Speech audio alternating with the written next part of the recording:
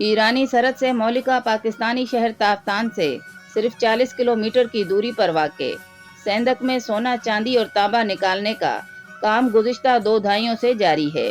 یہ علاقہ ٹیتھیان کی اس ارضیاتی پٹی میں شامل ہے جو دنیا میں سونے، چاندی اور تانبے جیسے قیمتی معدنیات کے بیشبہ ذخائر کے حوالے سے جانا جاتا ہے۔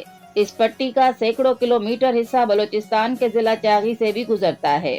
ریکوڈک، سیندک، دشت کین اور اس جیسے بہت سارے ذخائر اسی پٹی کا حصہ ہیں۔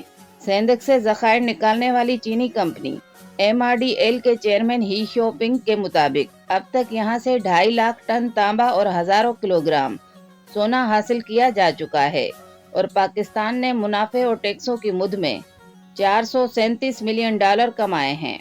سیندک پروجیکٹ کے ایک حالیہ دورے کے دوران ہی شوپنگ نے بتایا کہ منصوبے کے 3 میں سے 2 کانوں کے ذخائر اگلے 2 سال میں ختم ہو جائیں گے، لیکن ماہرین کے مطابق منصوبے کے دیگر حصوں میں اب بھی قیمتی معدنیات کے وسیع ذخائر موجود ہیں، جن کو نکالنے کے غرض سے منصوبے کے مشرق کی طرف ایک نئی کان کھودنے کے لیے کمپنی اور حکومت کے مابین بات جاری ہے۔ ہی شوپنگ کے اندازے کے مطابق اس نئی کان میں تقریباً 278 ملین کے ذخائر موجود ہیں۔ اگر اس پر کام کا آغاز ہو جاتا ہے تو یہ اگلے 19 سال تک جاری رہ سکتا ہے، لیکن اگر فریقین اس کے لیے راضی نہیں ہوتے تو پھر سیندک پروجیکٹ پر کام بند ہو جائے گا اور تقریباً 2000 ملازمین بے روزگار ہو جائیں گے۔ ان ملازمین کی اکثریت چاغی، نوشکی، بلوچستان کے دیگر اضلاع کے مقامی باشندوں پر مشتمل ہے۔ صوبائی حکومت کو چینی کمپنی کی جانب سے سیندک کے نئے حصے میں کھدائی کے لیے لائسنس کی درخواست دسمبر میں دی گئی تھی۔ کمپنی کے نائب صدر محمد اسحاق نے بتایا کہ سیندک میں پہلی بار تانبے کے ذخائر 1901 میں برطانوی دور حکومت میں دریافت ہوئے۔ حکومت پاکستان نے سن 1961 میں اس پر کام کرنا شروع کیا اور 1997 میں جیولوجیکل سروے آف پاکستان نے معلوم کیا کہ یہاں پر تانبے کے 3 بڑے ذخائر ہیں، جنہیں جنوبی، شمالی اور مشرقی کان کا نام دیا گیا۔ 1990 کی دہائی میں حکومت پاکستان نے چین کے ساتھ معاہدہ کیا جس کے تحت خام مال کی صفائی سے لے کر تانبے کو ٹھوس شکل میں عالمی مارکیٹ تک پہنچایا جاتا تھا۔ چین کے MCC کمپنی نے 1995 میں اس منصوبے پر کام شروع کیا، مگر 1 سال بعد ہی فنڈز کی کمی اور دوسرے تکنیکی مسائل کی وجہ سے اس منصوبے پر کام روک دیا گیا۔ 2002 میں حکومت پاکستان نے دوبارہ چینی کمپنی سے رابطہ کر کے ان کے ساتھ ایک 10 سالہ معاہدہ کیا۔ اس منصوبے کے تحت دونوں کا حصہ 50-50% طے پایا۔ 2002 میں دوبارہ مشینری کی مرمت کی گئی اور 1 سال بعد پیداوار کا عمل شروع ہوا۔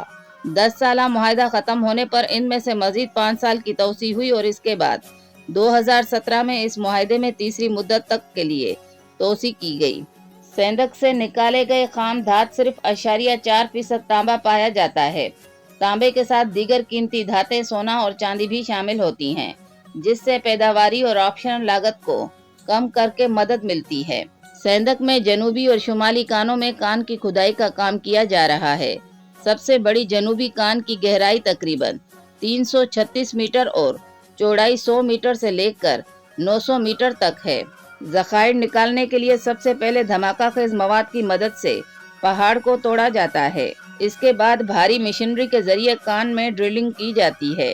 ڈرلنگ کے بعد کان کے مختلف حصوں سے خام دھات کے نمونے حاصل کر کے ان کا لیبارٹری ٹیسٹ کیا جاتا ہے، جس سے اندازہ ہوتا ہے کہ کتنی مقدار میں تانبا اور باقی دھاتیں موجود ہیں۔ ڈرلنگ کے بعد بڑے ٹرکوں کی مدد سے خام دھات کو نکال کر بڑے پتھروں کو چھوٹے ٹکڑوں میں تبدیل کر کے پلاٹنگ میں پہنچایا جاتا ہے، جہاں پر پانی اور کیمیائی مادوں کے ذریعے دھات کو پاؤڈر جیسی شکل دے دی جاتی ہے اور اس کے بعد اسے بھٹی میں پگھلایا جاتا ہے۔ بھٹی میں پگھلنے کے بعد تانبے کے بلاک بن جاتے ہیں جو تقریباً 600 کلوگرام وزنی ہوتے ہیں۔ یہ پلانٹنگ یومیہ 14,000 ٹن خام دھات کی پروسیسنگ کر سکتا ہے۔ سیندک سے چند کلومیٹر کے فاصلے پر واقع 15 سے 20 گھروں پر مشتمل گاؤں کلی نور احمد کا راستہ آج بھی پتھریلا اور کچا ہے۔ یہاں اتنا سونا ہونے کے باوجود لوگوں کا حال سنہری محسوس ہوتا ہے، نہ ہی مستقبل۔ گاؤں کی کچی گلیوں میں بچے نوکیلے پتھروں پر ننگے پاؤں پھرتے ہیں۔ اور اگر کوئی بیمار ہو جائے تو اس کو علاج کے لیے کوئٹہ جانا پڑتا ہے۔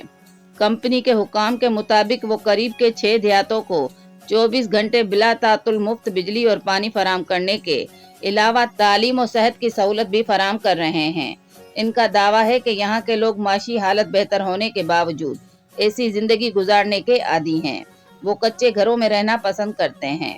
کمپنی حکام کے مطابق گاؤں کے بیشتر لوگ سیندک پروجیکٹ میں ملازمت کرتے ہیں اور انہیں 30,000 روپے سے لے کر 70,000 روپے تک کی تنخواہ دی جاتی ہے۔ ایک گھر کے 3 لوگ بھی پروجیکٹ میں کام کرتے ہیں۔ تو دوستوں، یہ تھی پاکستان میں سونے کے ذخائر کے بارے میں کچھ مختصر سی معلومات۔ امید کرتی ہوں آج کی ویڈیو آپ کو پسند آئے گی۔ اگر ویڈیو پسند آئے تو لائک کریں، شیئر کریں اور سبسکرائب کریں۔